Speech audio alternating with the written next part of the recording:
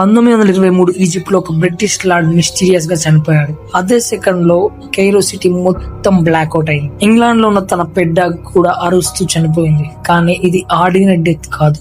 కొన్ని నెలల ముందు ఆ లార్డ్ 3000 years ఓల్డ్ ఫరోహ్ గ్రేవ్ ని ఓపెన్ చేశాడు. గ్రేవ్ బయట ఒక వార్నింగ్ ఉంది. ఫరోహ్ నిద్రని డిస్టర్బ్ చేసేవాడు, డెత్ ని పిలుస్తాడు అని. ఆ టామ్ ఓపెన్ చేసిన తర్వాత 22 మంది మిస్టీరియస్ గా చనిపోయారు. Fever, accidents, suicides, sudden deaths.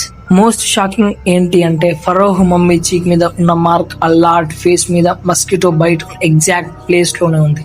World మొత్తం ఒకటే మాట్లాడింది, curse of the pharaoh is real అని. కానీ ఇయర్స్ తర్వాత సైంటిస్ట్ షాకింగ్ ట్రూత్ రివీల్ చేశారు. ఆ కర్స్ ఇన్స్క్రిప్షన్ అసలు ఫేక్, డెత్స్ అన్ని కోఇన్సిడెన్సెస్. మరి బిగ్గెస్ట్ ట్విస్ట్ ఏంటో తెలుసా? టామ్ ఓపెన్ చేసిన main person Howard Carter. Curse ఉన్నా కూడా 16 years హ్యాపీగా బ్రతికాడు. అప్పుడు క్వశ్చన్ ఏంటి అంటే కర్స్ నిజంగా ఉందా లేక మ్యాన్ కైండ్ ఫియర్ క్రియేట్ చేసిన బిగ్గెస్ట్ మిస్టరీ?